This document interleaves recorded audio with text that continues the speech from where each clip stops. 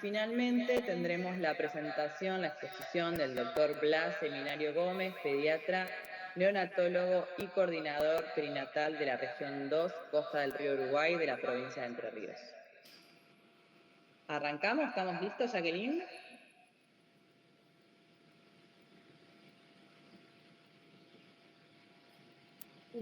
Hola, buen día. Buenos días. Te escuchamos bien. Bueno, mucho gusto. Buen día para todos. Hoy vamos a discutir a partir de un caso clínico. Nuestro paciente es un paciente de sexo masculino, producto de un embarazo no controlado, con antecedentes de amenaza de parto prematuro, por lo que recibió maduración pulmonar completa. Además, antecedente materno de tricomoniasis medicada con metronidazol. Al ingreso, la madre presentaba serología materna actualizada negativa y un ecocardiograma Doppler fetal sin alteraciones ostensibles. Como antecedentes perinatológicos, tenemos que fue un sexo masculino, parto vaginal cefálica de 32 semanas de edad gestacional, con medida al nacimiento un perímetro cefálico de 29 centímetros, un P50, talla de 39 centímetros, P10, peso de 1.550 gramos, entre P10 y P50. Este niño en sala de recepción comenzó con distrés respiratorio progresivo, por lo que se asume como un distrés respiratorio, una enfermedad de membrana hialina. Ingresa al servicio de neonatología, donde se realiza canalización umbilical, venosa y arterial, la cual permaneció 7 días, solicitándose laboratorio, hemocultivo y radiografía de tórax. Se indicó CPAP nasal burbuja, más un plan de hidratación parenteral, necesidades basales 70-00, cafeína en dosis de ataque y luego de mantenimiento, y se medicó con ampicilina, gentamicina. En su evolución, el aspecto relevante gastrointestinal, podemos decir que inició calostroterapia durante las primeras 24 horas de vida. El paciente requirió, por su enfermedad de membrana hialina, 2 dosis de surfactante pulmonar. Al 6º día de vida se indica aporte enteral trófico a 10 mililitros kilo día. El mismo se suspende ese mismo día por una descompensación clínica que involucraba vómitos borrachos, distensión abdominal, y por progresión de la dificultad respiratoria reingresa a ARN. Ese mismo día se realiza la evaluación cardiovascular que nos informa ducto arterioso permeable y sugiere el inicio del primer ciclo de ibuprofeno. Esta descompensación abdominal todo se asume como parte de su ducto arterioso permeable y se vuelve a reindicar 48 horas después calostroterapia. El paciente al 8º día de vida nuevamente presenta descompensación con mayor distensión abdominal, residuo porráceo, permaneciendo en respirador, y un laboratorio de ese día que nos informaba una leucocitosis de 50.200 blancos, una fórmula leucocitaria con franco de viola izquierda, PCR positiva para previa negativa, estado básico con acidosis, hipocalcemia, y ese lactato que nos informó 5.2 milimol por litro. En este contexto se policultiva y se medica con vancomicina meropenem. De estos hemocultivos se obtiene un positivo a E. coli, por lo que cumplió 10 días de meropenem. El paciente al 10º día de vida presenta marcada distensión abdominal, taquicardia y palidez cutánea mucosa. Se realiza radiografía de abdomen, donde observamos neumoperitoneo. Es evaluado ese mismo día por cirugía e ingresa al quirófano, donde se realiza una resección y anastomosis término-terminal con diagnóstico postquirúrgico de perforación de yeyuno única. Durante el procedimiento, buena tolerancia. El postquirúrgico requirió inotrópicos por hipotensión y transfusión de hemoderivados, transfusión de pasta de glóbulos rojos más plasma. El paciente permaneció 7 días en respirador luego de la cirugía, y con respecto a su aporte enteral, permaneció aislado durante 10 días y se inicia el aporte con leche de fórmula para prematuro, con buena tolerancia. Se logra el aporte enteral total a los 22 días de la cirugía. Este tiempo también recibió nutrición parenteral total Fue dado de alta al mes y 20 días de edad cronológica. Actualmente realiza sus controles de seguimiento en consultorio de alto riesgo del Hospital Materno Neonatal Eloísa Torrente Vidal, más estimulación también. Muchas gracias por su atención. Muchas gracias, Jacqueline. Muchas gracias, Jacqueline, por la presentación, por compartir esta experiencia. Somos 54 personas, un montón. Bueno, Ricardo, seguís vos para iniciar tu exposición.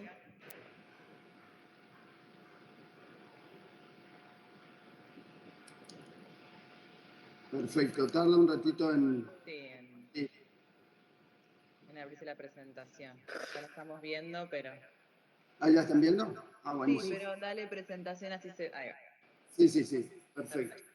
Ahora bueno, sí. Tengo que manejar la impaciencia porque es lento el internet. Bueno, buenos días a todos. Realmente un placer compartir este espacio con todos ustedes.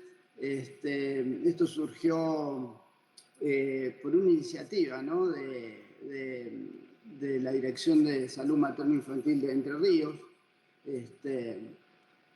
Acá voy a presentar al equipo. Y bueno, y la verdad que me pone muy feliz de haber llegado a lograr este encuentro. Nos pusimos de acuerdo, se consensuó con la subsecretaría, con la Dirección Nacional de la Dirección de Salud Perinatal, Niñez y Adolescencia, de la Dirección Nacional. Y después sumamos también al Hospital Eloísa Vidal de Corrientes.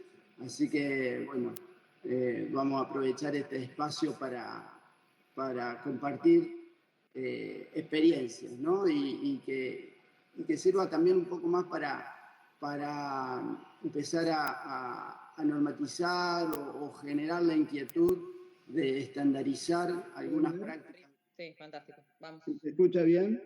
Sí. Bueno, como les decía, esta reunión surgió por iniciativa de la Dirección Materno e Infanto Juvenil de Entre Ríos y después sumamos también al Departamento de Docencia de Eloísa Vidal de Corrientes.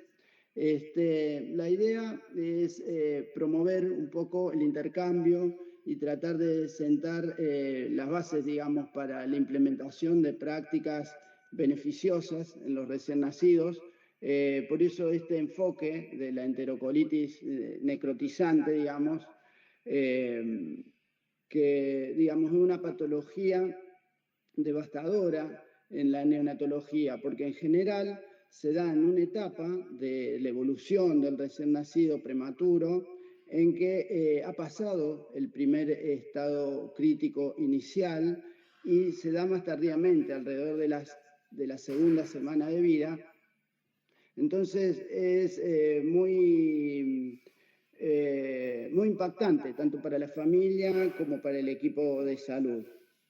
Es un síndrome clínico, quirúrgico, con alta morbimortalidad.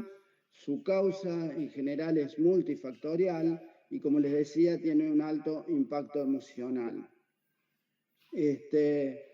Para poner en contexto el tema, vamos a mostrar algunos datos sobre las disfunciones infantiles de los datos 2024.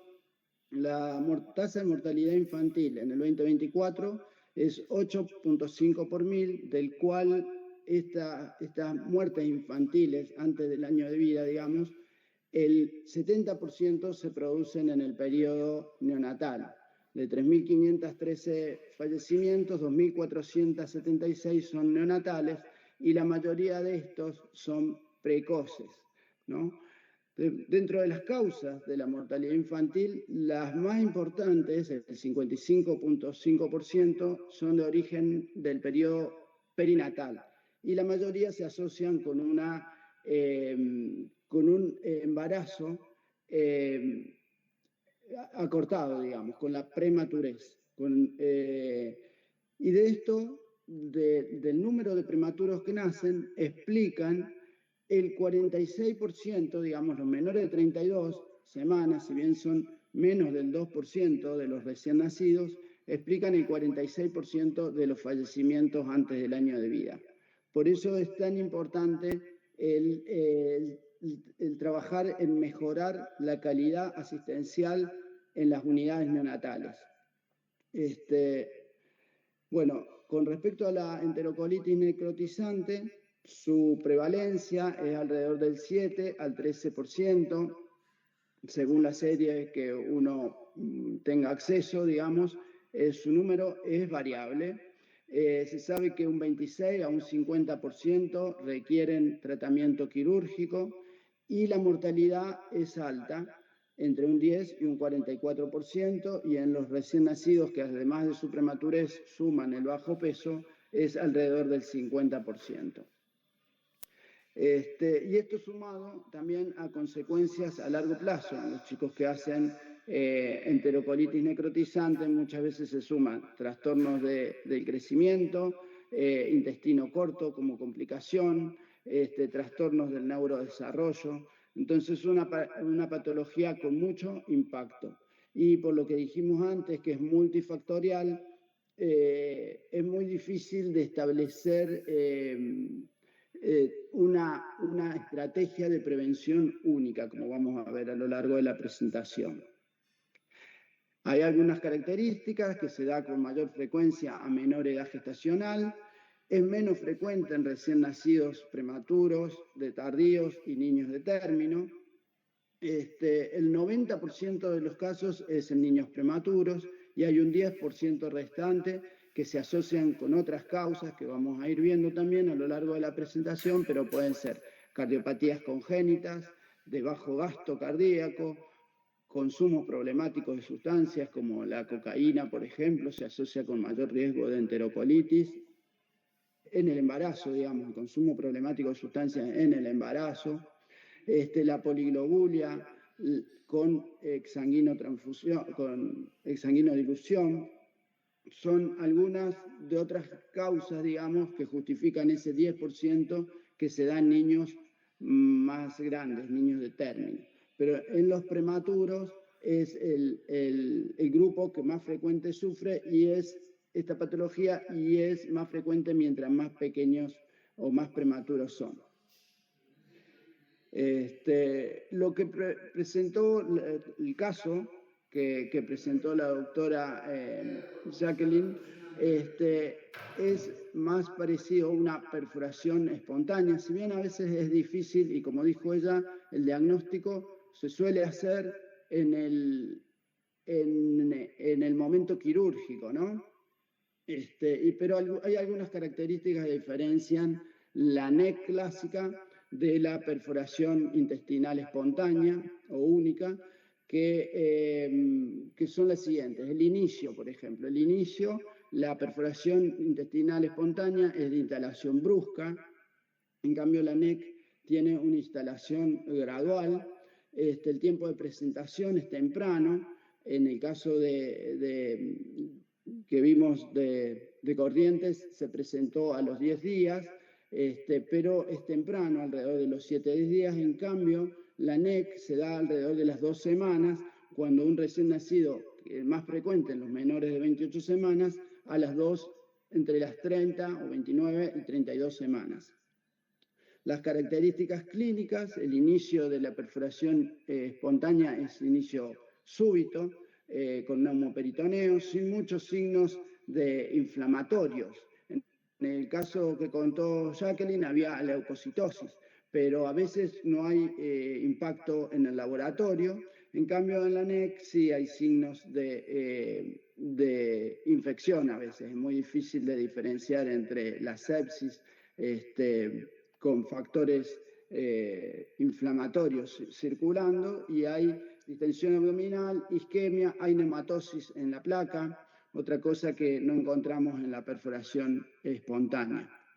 En la perforación espontánea hay daño de la mucosa y de la submucosa. En la NEC el daño es transmural. La mortalidad de la perforación espontánea es menor y en la NEC es mayor.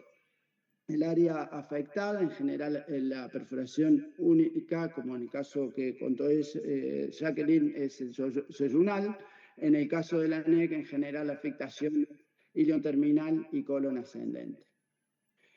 Después hay otra patología parecido a lo que contó Jacqueline, que está descrita, o sea, acá hago un paréntesis, no todo lo que se define como enterocolitis siempre es enterocolitis. Eso es una cosa que hay un artículo de Neo, que ya vamos a comentar también, que hace esta diferenciación. Todo esto que vimos antes, si es una perforación única, si es una enterocolitis hipóxico-isquémica, como este caso, si es hay otras patologías, como la alergia, por ejemplo, a la proteína leche vaca, que puede dar algunos síntomas que están presentes en la NEC y nos preocupan, como la enterorragia, pero es otra patología distinta, ¿no? En este caso, la enterocolitis hipóxico-isquémica está descrita, son prematuros que han tenido, por ejemplo, eventos hemodinámicos prenatales, como hipertensión materna y flujo anormal en la arteria umbilical y RCU. Entonces estos chicos presentan un inicio temprano de la NEC, antes de los 7 días de vida. Nosotros tuvimos un caso en la maternidad, una chiquita de 6 días de vida y que ya veíamos esta neumatosis y realmente presentó una clínica similar a la NEC, pero es como que ya ella tenía una injuria hipóxico-isquémica en su intestino desde el nacimiento, ¿no? Tenía estos antecedentes, bajo peso, alteración del Doppler previo. La clasificación de Bell, si bien tiene sus críticas, porque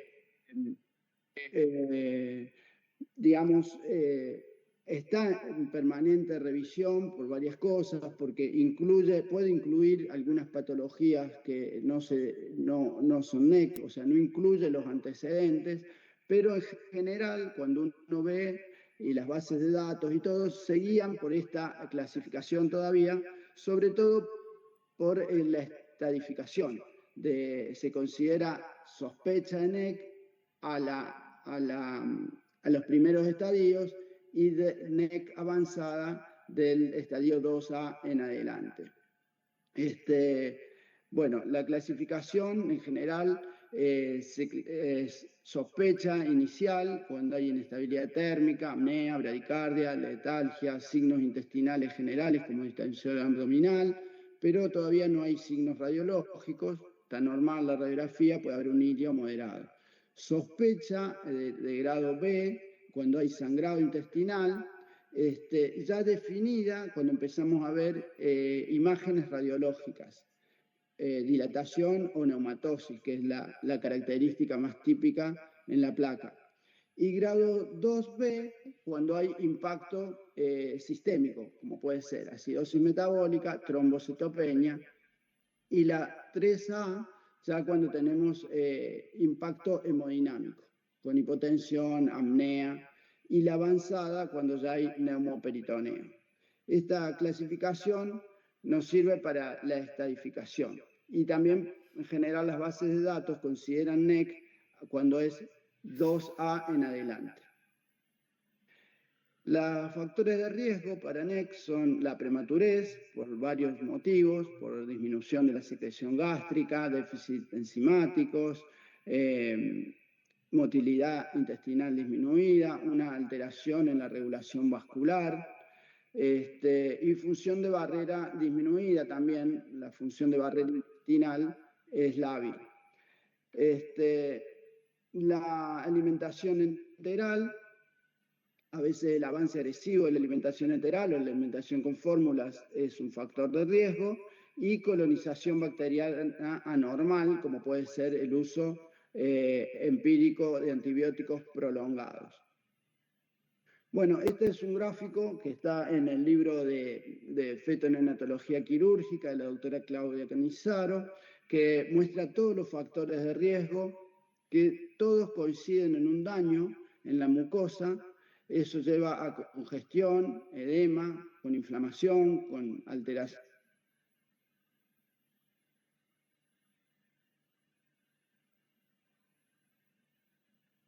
Ricky, ¿estás ahí? ¿Se cortó?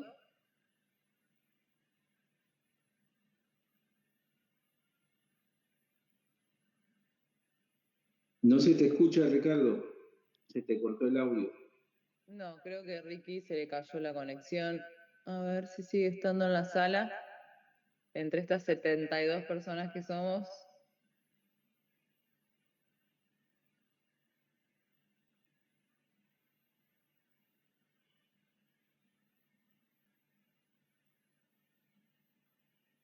Sí. Está conectado, ¿eh? Está conectado, sí. ¿Por qué no? Lo que decía en relación a los factores inflamatorios, que ahora bueno, esta es la presentación, que en rojo se ven todos los factores de riesgo, ¿no?, que inician los eventos o la base para el inicio de los eventos inflamatorios en la mucosa,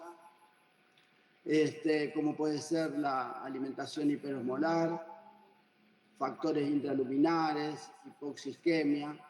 Eso lleva un daño en la mucosa que permite la permeabilidad de la mucosa intestinal y la invasión de leucocitos, pero también de factores proinflamatorios que llevan a la lesión tisular, ¿no? Y después toda la representación clínica, que es lo que se ve en amarillo, con hematosis, distensión y finalmente la perforación intestinal y la peritonitis. Ahora se saben de algunos factores, ya se han reconocido algunos mediadores. Podemos pasar la próxima, Flor, como el TLR4, que es un factor, es un lipopolisacárido que que activa un receptor en las células epiteliales, que esto está promovido por el sobrecrecimiento bacteriano. Esto hace que los enterocitos sufran apoptosis y necrosis, ¿no?, y se altere la barrera epitelial. Pero además, ahí se liberan factores inflamatorios, como el factor de necrosis tumoral alfa o la interleucina, L1 beta, que hacen que haya más inflamación. Y a su vez, después, una vez que se afecta ya la barrera mucosa, este receptor TLR4 también está en los vasos sanguíneos y hace que se produzca isquemia y alteraciones de dos sustancias que son la endotelina y el óxido nítrico, que regulan la vasoconstricción y vasodilatación intestinal, que desregulan este equilibrio entre vasodilatación y vasocontracción intestinal en los capilares del tubo digestivo, ¿no? Y eso lleva a la necrosis intestinal. La próxima, ahora lo vamos a ver en un gráfico, estos efectos, ¿no? Vemos el receptor TLR4, que por la disbiosis intestinal activa estos receptor en la célula intestinal, que lleva a la apoptosis de la célula y ahí el pasaje de bacterias. Y después también sobre los vasos mesentéricos, como se ve a la derecha, también actúa el mismo receptor y eso lleva a la necrosis intestinal. Entonces, bueno, pensando estas cosas desde la patogénesis, ¿qué factores pueden alterar esta disbiosis intestinal, ¿no? Eso es lo que tenemos que ir, mientras voy presentando, tenemos que ir pensando esas cosas. El uso prolongado de antibióticos, sobre todo cuando no hay un diagnóstico preciso de infección, el uso de leche humana afecta también, o sea, mejora todo esto, porque la leche humana saben que tiene probióticos. Entonces, ir pensando la patogénesis, pero también relacionado a cómo uno puede modificar esta cadena, esta cascada de eventos que se producen. La próxima. Acá es lo mismo, o sea, lo único que recalcaría sería lo central, porque lo otro ya lo nombramos, pero la barrera intestinal inmadura, la alteración de la secreción de moco, inmunoglobulina A disminuida, las uniones intercelulares débiles, y todo eso conlleva mayor permeabilidad de la mucosa intestinal. La próxima. Entonces, los factores principales desencadenantes serían la prematuridad, la alimentación con fórmula, la disbiosis intestinal, factores asociados también con el incremento de la coriamnionitis, incluso los antibióticos prenatales, lo vamos a ver en algunos estudios se ha visto que aumentan el riesgo de enterocolitis y enterocolitis quirúrgica, la ausencia de corticoides prenatales, la ruptura prolongada de membranas, la asfixia perinatal, el consumo de sustancias como la cocaína y después factores postnatales, como puede ser en el caso que ya nos nombramos, las cardiopatías congénitas, pero eso serían los casos más grandes, ¿no? En los prematuros, las transfusiones, los fortificadores de leche humana derivados de leche de vaca, uso excesivo de antibióticos, indometacina, antiácidos que afectan la función de barrera del tubo digestivo. La próxima. NEC y transfusiones, también hay una serie de estudios ya desde hace unos cuantos años que asocian, sobre todo la mayoría de estos estudios son estudios de tipo de casos y controles o retrospectivos que asocian las transfusiones con la enterocolitis. Pero finalmente en los últimos metaanálisis no es tan clara esta asociación, ¿no? Porque no se sabe bien si es la anemia o el valor de hipoxia, isquemia previo o la transfusión en sí los que predisponen a mayor enterocolitis. Entonces concluye, esta que es una de las revisiones con mayor número de estudios del 2022, que son necesarios más estudios prospectivos para confirmar esta asociación.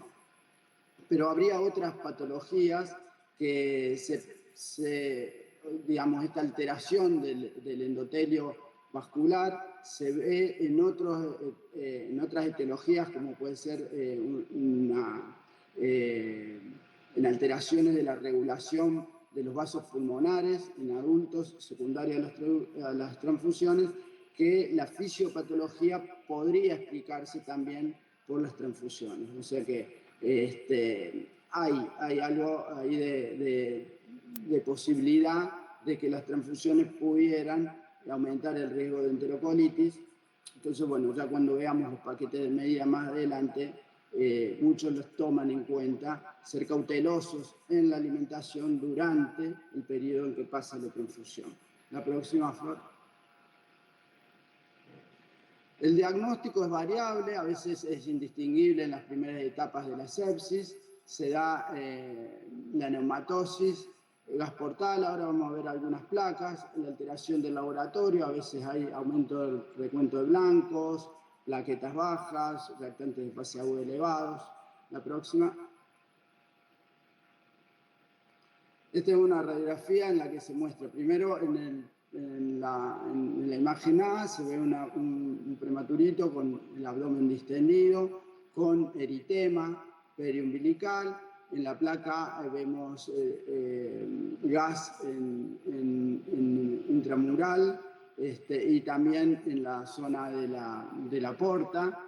Y finalmente en la cirugía se ve un intestino necrótico, que eso en la radiografía muchas veces se ve como un asa centinela, una asa fija, es donde se ve el intestino necrótico.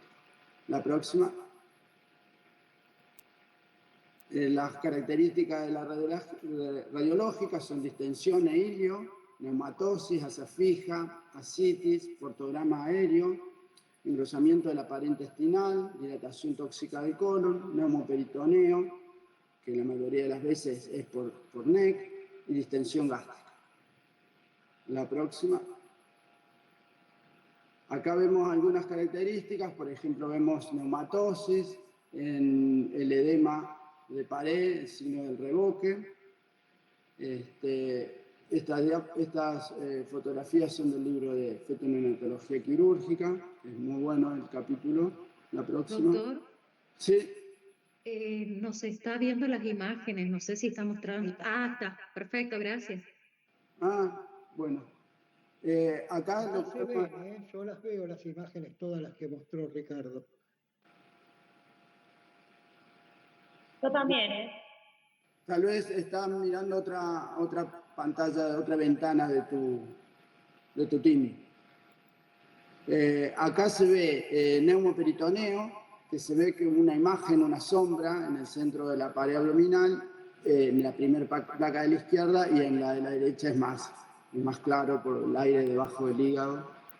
Es más claro. La próxima. Acá en perfil, este es un artículo que ya vamos a ver muy lindo de imágenes, y vamos a ver algunas de ecografía también de este mismo artículo más adelante, pero fíjense la placa esta, la incisión en el decúbito lateral, y le sobrelevan un poquito la espalda, entonces eso hace que el aire se coloque por delante del hígado y por debajo del músculo y se ve claramente. Una más. Acá se observa el portograma aéreo, que se puede ver esta sombra acá en el hígado, ¿no? Y eso es típico de enterocolitis o de neumoperitoneo también. La próxima es por el aire que pasa a través del coledo. Y en la ecografía hay algunas imágenes típicas. No, ahí está. No sé, tardó que se ve aire intramural en la pared, se ve hiperecogénico, la próxima, y hay un líquido libre dentro de la cavidad, ¿no? También se puede ver, la anterior, Flor, también se puede ver aire en la vena porta, líquido libre interal, eso es como acá. También se puede usar para ver el Doppler de los vasos mesentéricos, si uno pudiera ver la circulación intestinal, y paredes engrosadas, como se ve acá. La próxima.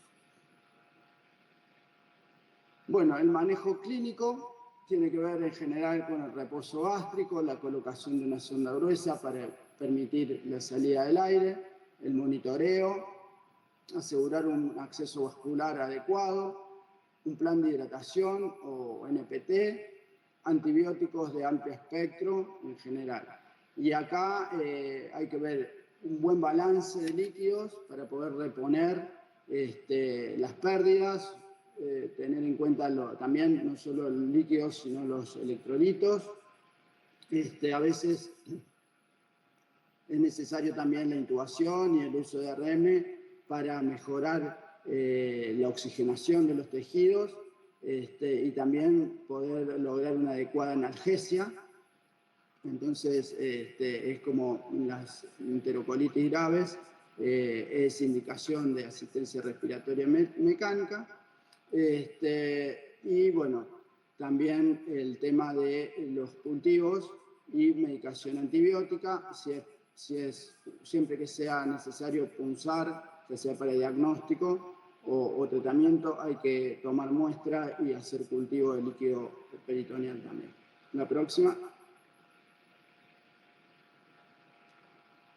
Con respecto al manejo quirúrgico, hay distintas series. En general, digamos, los pacientes que llegan a ser quirúrgicos tienen mayor mortalidad, ¿no? O son los cuadros más graves. La próxima. Esta es una serie grande. Ahora me voy a detener con la próxima, que es un estudio hecho por la red Neocosur, que tenía como objetivo evaluar la prevalencia de enterocolitis quirúrgica en los centros de la red. Y podemos ver algunos datos importantes. De 16.131 nacimientos, 1.679 presentaron enterocolitis, lo que era el 10.4%, y la prevalencia de cirugía fue del 25%, con una variabilidad entre 23 y 27 entre los centros. Y en el análisis multivariado, las variables asociadas con mayor riesgo de requerir cirugía fueron el peso en nacer, menor de 750 gramos, y la administración de antibióticos prenatales.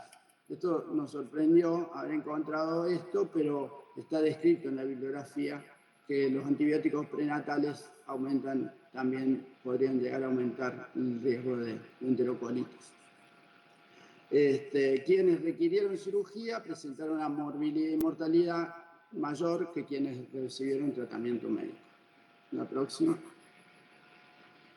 Bueno, las complicaciones a corto plazo, aumento de la mortalidad, incremento de la hemorragia intracraneana, de la displasia, del ductus, de la ROC, y las gastrointestinales, síndrome de intestino corto, dismotilidad, estrecheces intestinales, y a largo plazo, trastornos en el neurodesarrollo, retraso del crecimiento, síndrome gastrointestinales, síndrome de intestino corto, adherencia, fallo intestinal, colestasis, relacionada con la parenteral prolongada y dificultades en la realimentación, a veces por las mismas estrecheces intestinales.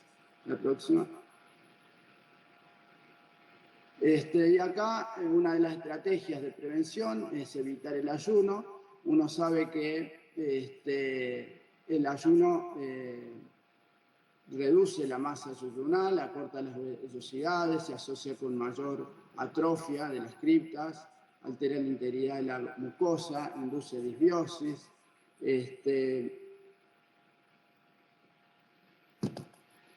Y las ventajas de la alimentación integral es lo contrario, digamos, incrementa la masa yuyunal, promueve el peristaltismo, preserva la barrera mucosa, favorece la colonización bacteriana, etc. La próxima, Flor. Estos son algunos paquetes de medidas en los que con distintas estrategias se logró disminuir la prevalencia de ROP en una secuencia, digamos, histórica. Se hicieron estos análisis estadísticos que tienen que ver son como líneas temporales, ¿no? Este es un pie chart, un cuadro, y se va viendo la evolución de la NEC, y se ve que con ciertas medidas disminuyó la variabilidad y disminuyó la prevalencia de NEC. Y las medidas fueron alimentación con leche humana, alimentación conservadora durante las transfusiones y el tratamiento con indometacina, y utilización apropiada o contraindicar el uso de bloqueadores H2. Entonces ellos en esta secuencia lograron disminuir la tasa de NEC del 8% al 4%. La próxima. Esta también es otra estrategia de Quality Improvement, en la que se vio que también disminuía la frecuencia de enterocolitis necrotizante de un 5.6 a un 1.9%. Y las medidas indicaron un aumento en la alimentación con leche materna, una mejor adherencia en los regímenes alimentarios, un aumento de los niveles mínimos de hemoglobina. Eso hay que trabajar también en esto de disminuir las extracciones, cuidar las extracciones para evitar las transfusiones. Y, bueno, digamos, menor duración de los antibióticos empíricos. Esto también es muy importante, tratar de disminuir el tratamiento empírico con antibióticos, porque eso selecciona la flora intestinal y predispone también a infecciones. La próxima.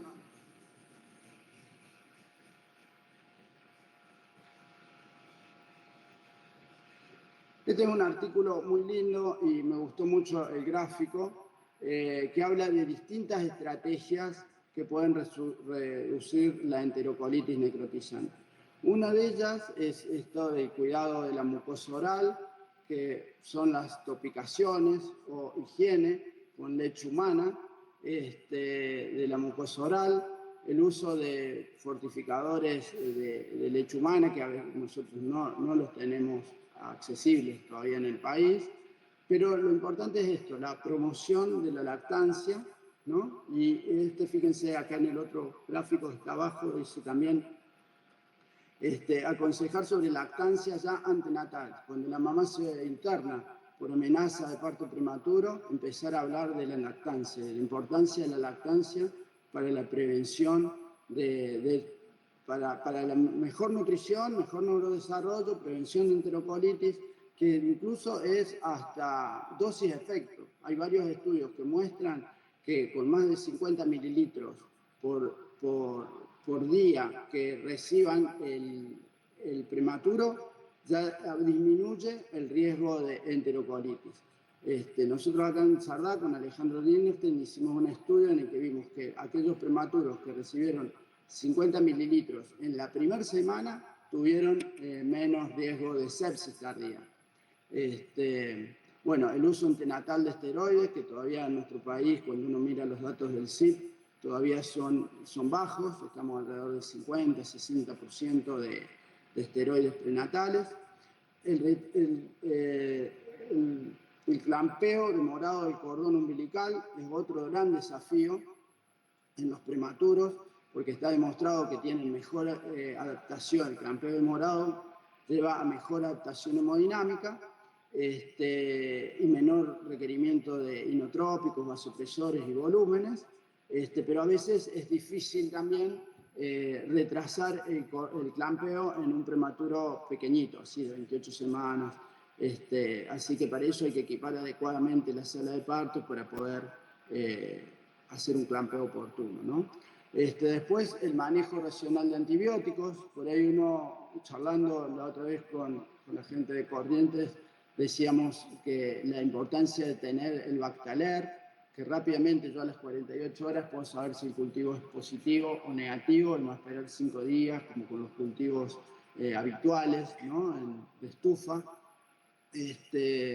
Entonces, y cuando me dan negativo, suspender los antibióticos o ajustar el esquema. Si es positivo, ajustar el esquema de acuerdo al tratamiento que estoy haciendo.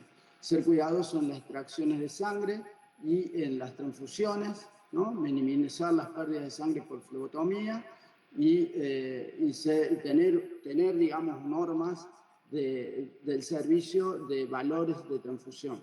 Y también otro importante es tener guías de alimentación.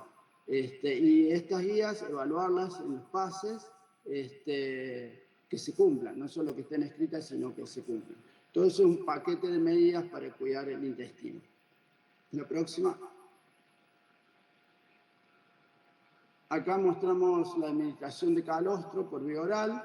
Nosotros usamos esta técnica de 0,2 a 0,5 mililitros cada 6 horas hasta que el bebé empiece a alimentarse por succión. Se administra con una jeringuita estéril y se hacen masajes suaves en la mejilla. La próxima.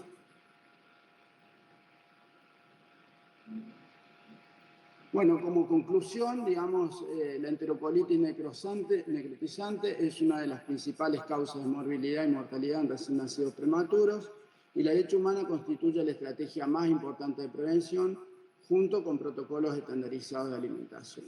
Y los paquetes de medidas para reducir la NEC han demostrado ser efectivos, hay varios ejemplos, y se pueden aplicar en intervenciones preventivas específicas a los lactantes más susceptibles, centrados en potenciar la inmunidad innata con leche materna y evitar alterar la microbiota con la utilización innecesaria de antibióticos. Bueno, muchas gracias. La última. Muchas gracias por la paciencia. Gracias, Ricardo. No sé si podrá cargar mi presentación. Bueno, ¿no la podés presentar vos? ¿Me la quieren pasar? Sí, ahora te la paso. Se la paso a Florencia. Sí. Bueno, gracias a todos los participantes.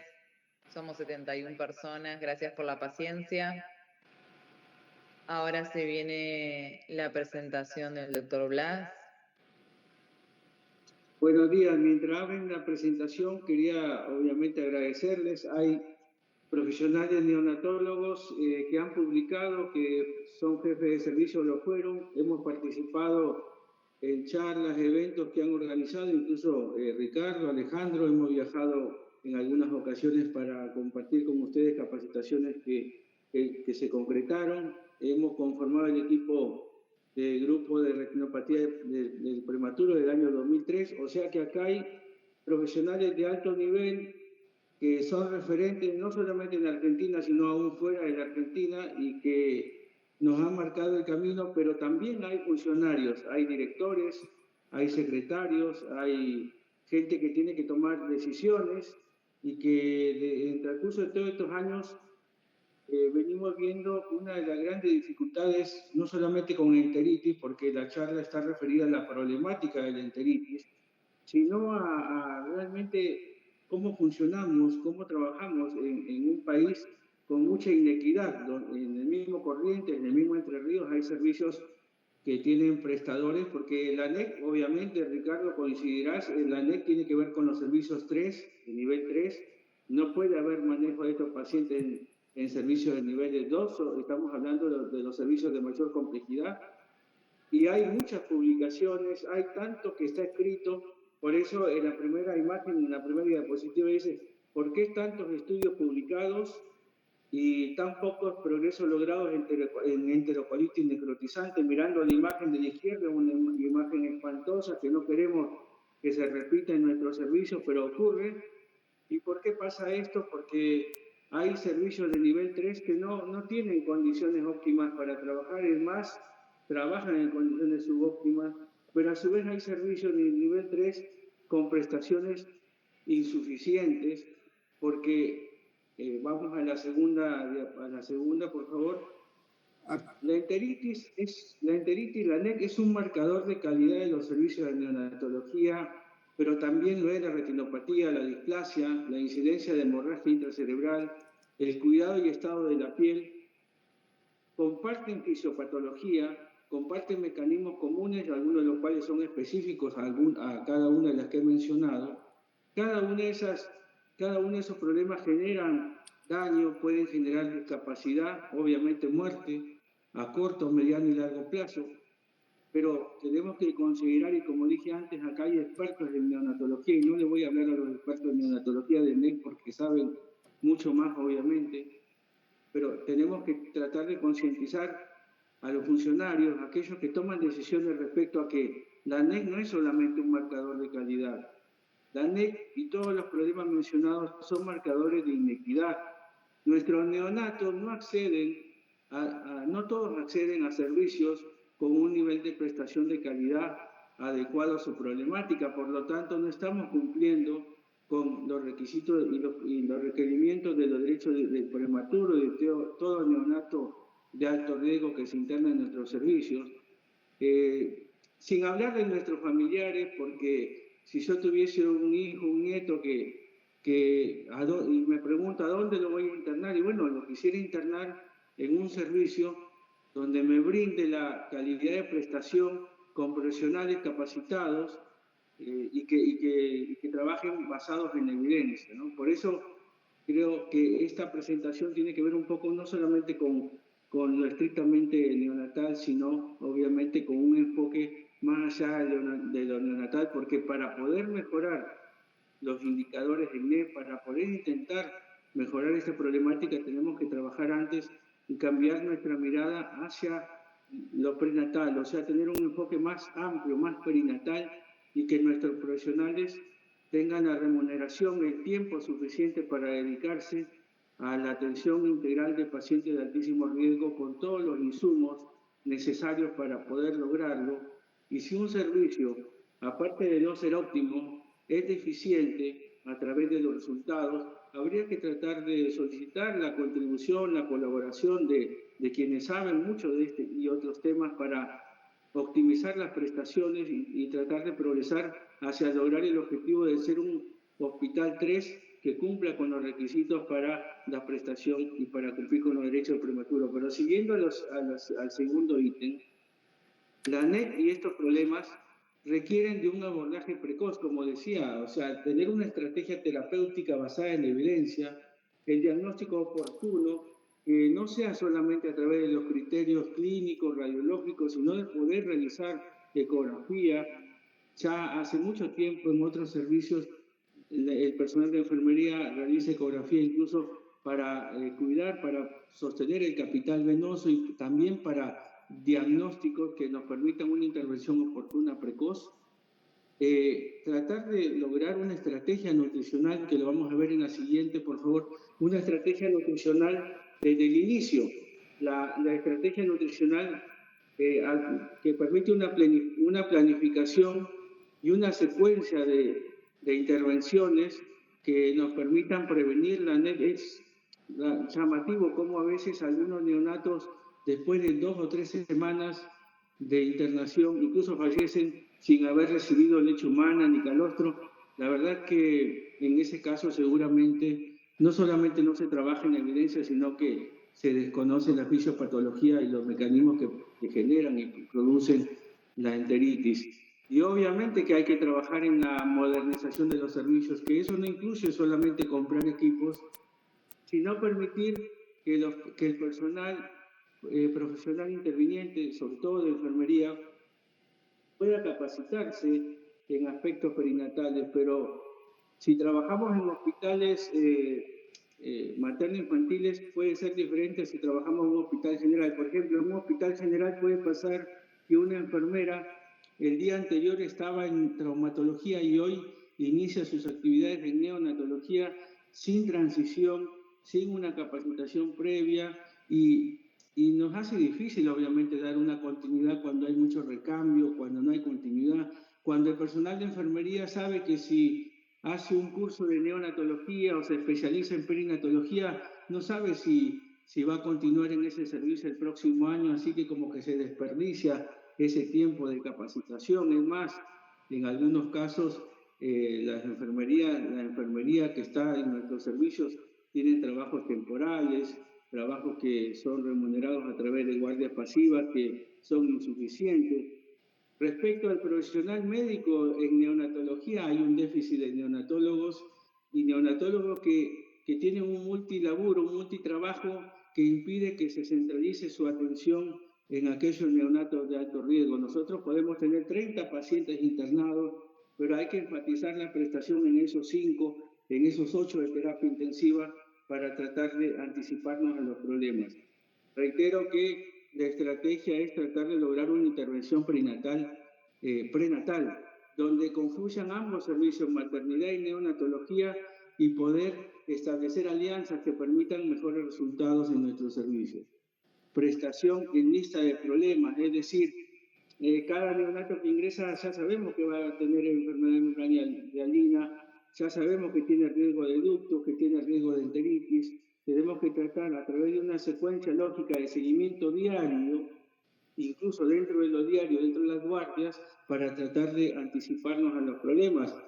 Sabemos que en muchos servicios se trabaja de lunes a viernes, de sábado y domingo la prestación es más deficitaria, quedan muchas de las decisiones para la guardia y los sábados y domingos generalmente se incorporan profesionales que tienen menos años de antigüedad, válido también para el personal de enfermería.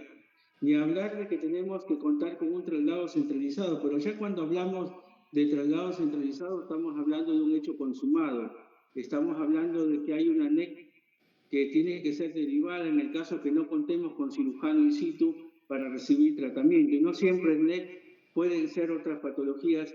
En algunas ocasiones los cirujanos confirman el diagnóstico y obviamente que hay que tratar en el transcurso del tiempo de lograr una asistencia virtual de los servicios, donde nos podamos conectar con neonatólogos que tienen más experiencia, con cirujanos que nos puedan contribuir al diagnóstico, pero tratar de trabajar, pero para poder trabajar hay que concientizarnos de que este es un verdadero problema y que la NEC no es un problema aislado, sino que es parte de un contexto y para poder mejorar tenemos que decir, analizar nuestra situación en cada servicio y decir, estamos mal, estamos teniendo muchos casos todos los meses, estamos derivando mucho por NEC y por ROC y tenemos mucha discapacidad asociada, tenemos que revisar nuestros números, pedir ayuda y tratar de lograr que se optimicen nuestros recursos necesarios para una prestación de calidad.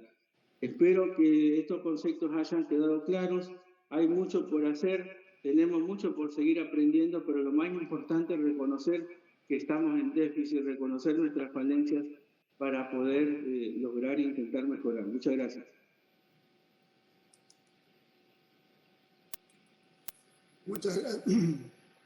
Muchas gracias, Blas.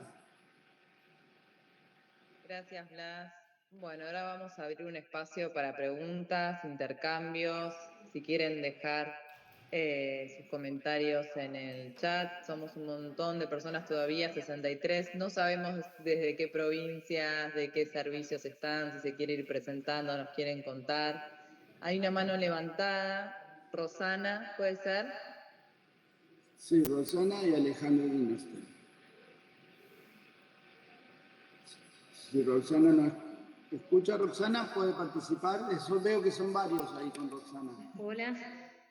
Sí, nosotros somos de Corrientes, el servicio de neonatología de Goya. Bueno, tenemos casos de enterocolitis. Nosotros apenas hacemos el diagnóstico o eventual perforación intestinal, se deriva al Hospital Materno Neonatal Elisa Torrent de Corrientes Capital. Bueno, la clase excelente. Y sí, teníamos una duda. Yo en realidad levanté mi mano hoy porque venía la descripción de la radiografía y no la imagen. Venía con delay nuestra imagen al monitor. Ah, perdón. Sí, Eso no. es porque es lenta mi compu. Después igual se la pasamos a la presentación. Así Bueno, gracias. Gracias. públicamente. Pero también tenemos una curiosidad en realidad cuando vimos en una de las diapos el uso de la ranitidina. ¿Eso continúa así o ya se pasó al... El miércoles la noticia no puede mañana en la... Ahí hay un micrófono abierto. No, yo creo que estos trabajos, o sea, hay que tenerlo en cuenta, digamos. Yo creo que ya es público y de conocimiento que no hay que dar antiácidos, pero a veces uno ve algunas indicaciones de antiácidos. Por ejemplo, en el caso del reflujo, cuando hay alteraciones relacionadas con endoscopía, yo veo que los endoscopistas casi de rutina indican alguna antiácido. Entonces hay que ser muy exigente en eso, demostrar que haya evidencia, porque la mayor parte, sobre todo con ranitidina, más que todo, ¿no? Pero hay otros antiácidos que se usan y uno afecta la barrera del pH, digamos, que afecte, digamos, la proliferación bacteriana. Si uno limita esa barrera que ya de por sí en el prematuro no tiene mucha acidez gástrica. Entonces, bueno, están contraindicados, ¿no? Pero a veces neo, como mucha medicación viene de adultos y eso se hace, o de pediatría, y se hace digamos, se toman cosas de pediatría y no hay mucha evidencia en neo, ¿no? Perfecto. Ustedes, vos por la forma de tu pregunta, entiendo que la contraindican en el servicio, ¿no? Claro. Eso, Sí. Sí, la tenemos contraindicada y eventualmente se usa omeprazol. Claro, pero igual, viste, el omeprazol también, porque la mayoría de las veces el reflujo no es ácido. A eso me refería, que a veces por indicación de endoscopía uno ve que tiene omeprazol y no hay mucha evidencia, más en prematuros chiquitos, ¿no? Claro, perfecto. Ahora había levantado Alejandro. Bueno, tenemos otras manos levantadas. Perdón, Alejandro. No sé, como quieran, yo quería hacer un comentario. No, porque como acá tengo las manitos que me parecen levantadas y va por orden, pero vamos, Alejandro, dale. Quería volver un poco al paciente, porque me parece que es importante. La presentación me pareció muy buena, abarcativa y da pistas para la acción. Cuando Ricardo presenta el paquete de medidas, cuando habla de diagnósticos, es importante. Pero también hay un paciente que tuvo una enfermedad intestinal, sea un anéco o no, probablemente no lo sea, que tuvo una perforación que fue alimentado tardíamente porque en un hospital que tiene banco de leche se empezó a alimentarse a las 24 horas sin tener una contraindicación, que son muy pocas para alimentarse, y como bien habló Ricardo, yo creo que una de las principales maneras de prevenir es el uso intensivo de leche humana, fresca si es posible, de la propia madre, extraída al lado del paciente sin pasteurizar, sin refrigerar, etcétera, etcétera. El otro tema, este paciente fue transfundido y una de las estrategias para evitar las transfusiones es usar monitoreo no invasivo, ver toda la información que podemos tener fuera de la extracción de sangre, agrupar las extracciones. Sí o sí, los que hacemos neonatología debemos exigir que en nuestros hospitales haya micrométodos, si no la cantidad de sangre extraída es terrible. Entonces me parece que a partir de una presentación donde Ricardo indica claramente qué es lo que las mejores maneras de tratar un paciente, habría que ver en cada servicio cuáles son las dificultades para implementar esas estrategias. Y la estrategia para hacer eso es implementar medidas de mejora de calidad. Si el problema es alimentación con leche humana tardía en un hospital con leche de banco disponible, habría que ver por qué.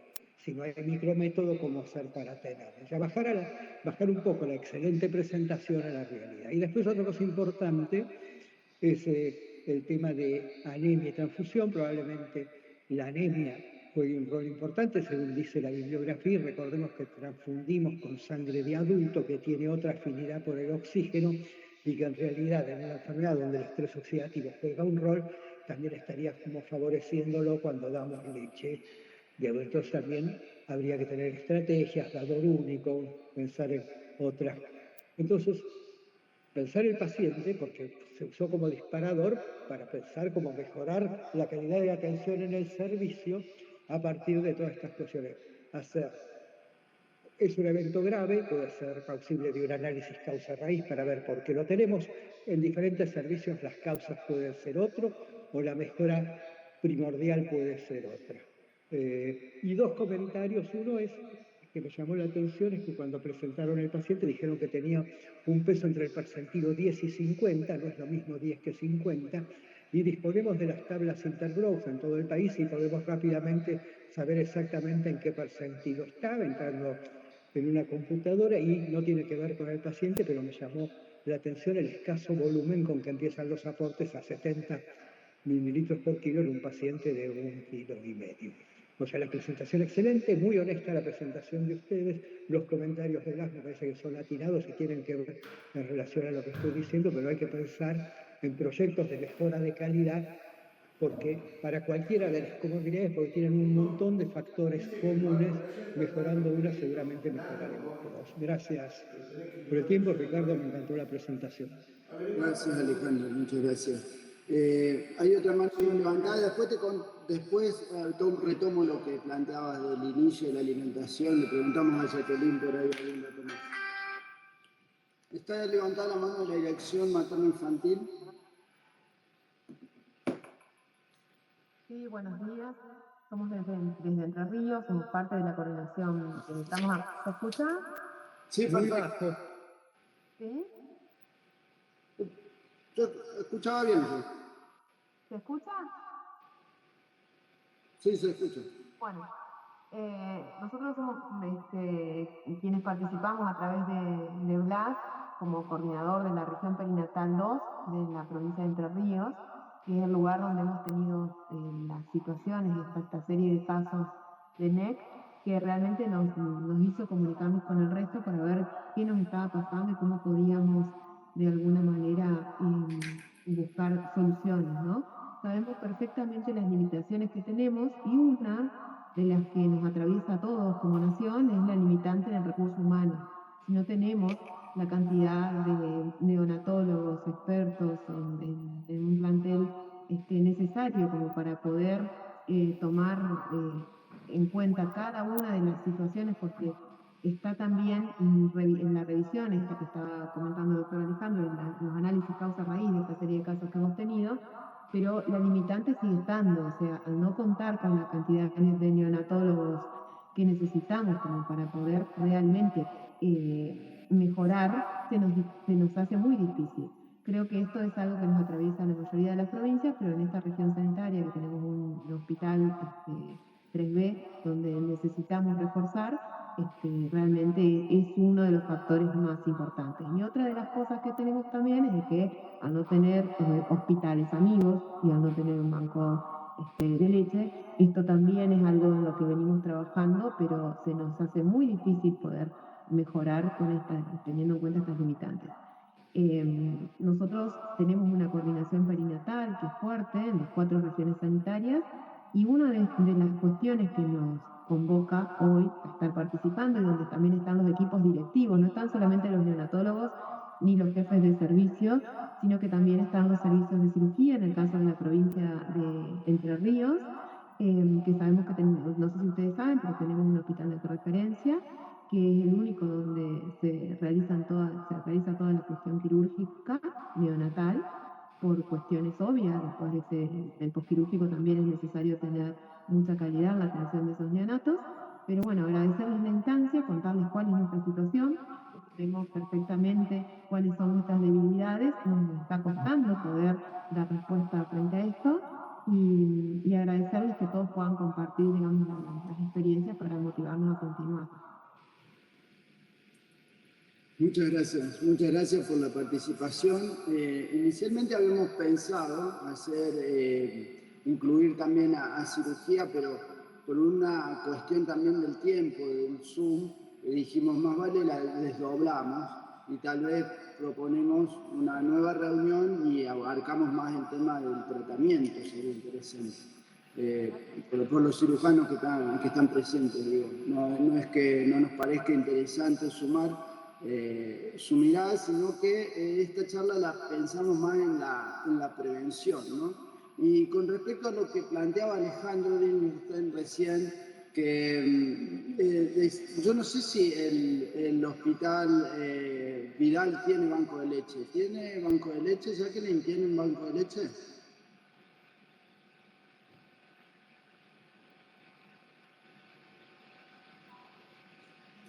No sé si están presentes todavía. No, sí, acá estamos. ¿Me escucha, doctor? Sí, sí. El Hospital Vidal tiene banco de leche que funciona de 8 de la mañana a 20 horas. Ah, bien. Este paciente nació a las 21 horas, o sea que al día siguiente recién se realiza el pedido. Por eso la demora así en recibir el aporte después de las 12 horas de vida. Pero después en otro momento vos dijiste que inició el plan trófico al 6º día de vida. ¿Es así? Sí, doctor, sí, se inició a 10 mililitros por kilo día, recién el 6º día de vida. Anteriormente estaba con calostro terapia. Claro. Eso, claro. Con respecto a eso, nosotros también tenemos acá en la maternidad banco de leche, pero lo que hemos empezado es una estrategia conjunta con las parteras, las obstétricas, de extracción manual de apenas nace el prematuro, o antes de que nacer, digamos, ya empezamos a hablar de la lactancia con la mamá, pero apenas nace, se acerca una obstétrica o un neonatólogo y ya la mamá conoce la técnica de extracción manual y se saca calostro, aunque sea 0,5, 1 mililitro, lo que pueda sacar, y ya eso se lo pasan al bebé, lo trae al aneo y se lo pasan al bebé en las primeras horas de vida, antes de las 6 horas. O sea, no dependemos de ahí del banco para este aporte de calostro. Esa es una iniciativa que la tenemos escrita y la podemos compartir. Quería agregar, si es posible, primero, digamos, felicitar a todos los expositores. Gracias, Blas, y gracias, doctor Nieto, digamos, por la asistencia, el acompañamiento. Creo que hay cuestiones que son históricas y que son difíciles de cambiar. No obstante, creo que esto también es un punto de partida, de revisión de muchas prácticas que quizás, como decía recién, digamos, con esta posibilidad de alentar la lactancia de forma precoz, la alimentación precoz, sin tener, digamos, un banco de leche que puede estar en el proyecto. Quizás con estas pequeñas cosas uno puede cambiar y abordar esta patología multifactorial desde múltiples miradas y con múltiples cuestiones. Claramente el recurso humano es una limitante, en nuestra provincia, en el resto calculo que también, y sin duda, digamos, el plantel de enfermería también con la alta rotación que tiene, con lugares muy sensibles como el ANEO, con una rotación sin tanta experiencia, también es un factor seguramente importante que nos invita a esto claramente a verlo nuevamente y a repasar. Creo que el caso a caso, el análisis y las conclusiones nos pueden llegar a cambiar un poco el funcionamiento sin cambiar tanto la estructura. Así que desde ya agradecer y claramente para nosotros un nuevo punto de partida. Así que gracias por el acompañamiento y seguramente vamos a solicitar puntualmente con este tema un acompañamiento en algún lugar específico como es Madernal Concordia desde Nación. Sí, con mucho gusto. Mucho gusto y ya, digamos, los comprometemos y le propongo tanto al Madernal como al Hospital Eloísa Torres de Vidal escribir esto, lo que nos quede de esto, ¿no? Y usarlo ya como guía práctica, porque eso es la propuesta también de la doctora Jacqueline para el Vidal, es esa, ir transmitiendo esto, que vaya quedando como estas cosas, ¿no? Esto, el manejo inicial del distrés, todo eso que nos vayan quedando como guías, no algo científico, digamos, sí, con bases científicas, pero digo, no como para escribir un artículo, sino cosas prácticas que sean más bien un procedimiento estándar, más que un artículo todo con la redacción y la justificación, sino procedimientos estándares de trabajo. Así que bueno, muchas gracias. Hay una pregunta en el chat, ya estamos con los tiempos igual, pero la leo y cerramos, ¿les parece? Acá el doctor Jorge García levantó la mano también, si podemos hacerla de vos. Dale, vamos con la pregunta. Dice, en los hospitales de menor complejidad a los recién nacidos, ¿los atienden neonatólogos o pediatras? Eso depende, digamos, hay que ver la regionalización, depende de la regionalización.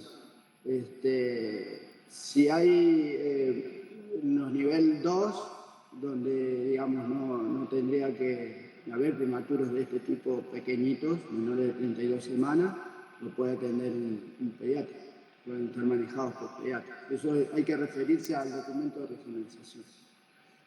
Jorge García, ¿tenías una pregunta? Sí. ¿Qué tal? Bueno, primero gracias por todo. Yo me presento, soy coordinador de la región 3 y 4 en la provincia de Entre Ríos. Ahí habló recién desde la dirección materno-infantil y soy compañero de Blas en la coordinación. Dos cositas quería decir. Una era respecto a la pregunta esa que decía Florencia recién. Nosotros en Entre Ríos, en general, en los hospitales de menor complejidad, como ponen ahí abajo, lo atienden pediatras y en algunos generalistas. La idea es que en los servicios de estos hospitales haya médicos pediatras en la recepción, que los 2B para nosotros son neopediatría, con lo cual deberían estar cubiertas las guardias por pediatras. Que eso es para los hospitales 2B según nuestra regionalización. Y lo otro es que lo que estamos viendo, nosotros hacemos pases acompañando a los hospitales de la costa del Uruguay junto con Blas, y lo que tenemos, que generalmente es en el Hospital Mas Bernat, la mayoría de los casos de NEC que tenemos, hacer la diferenciación, que estuvo muy buena la presentación de Ricardo, donde hablaba de las perforaciones espontáneas únicas versus NEC, y o las enterocolitis que se dan por hipoxia isquémica. La frecuencia que nosotros tenemos generalmente son de aparición muy temprana, con lo cual daría menos para lo que es el manejo, si bien hay que continuar con algunas de las cosas que tenemos que protocolizar en la prevención de la NEC, también tenemos que apuntar mucho a lo que tiene que ver con las perforaciones intestinales espontáneas y o las enteritis hipóxicas. Ahí nosotros obviamente estamos, como dijo recién Paulo y Georgina, con algunas faltantes de profesionales capacitados, sobre todo por ahí cardiólogos infantiles en este hospital, donde no evaluamos muy bien a veces el tema de, por ejemplo, el ductus precoz, en algunos de estos prematuros y demás que asocian mucho la enterocolitis. El manejo de la acidemia, de la hipovolemia, el manejo también a veces del uso prolongado de antibióticos cuando no podemos rescatar gérmenes y continuamos con los antibióticos, es decir, todas las medidas de prevención que tenemos que usar para NEC, pero como quería recordar esto de que nosotros tenemos muchas que son precoces, las sospechas de NEC que tenemos. Gracias.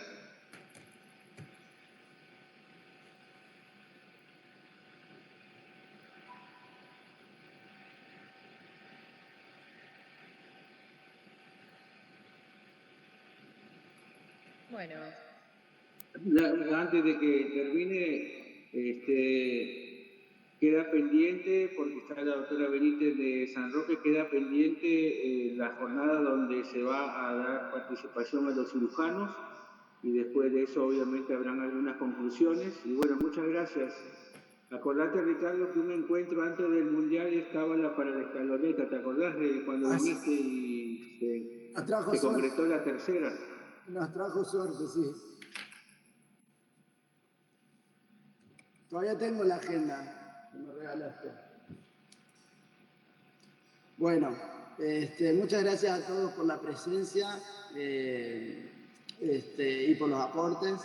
Y disculpen el tema de la informática y todo esto, pero creo que fue bueno a pesar de todo el encuentro, así que muchas gracias a todos por participar.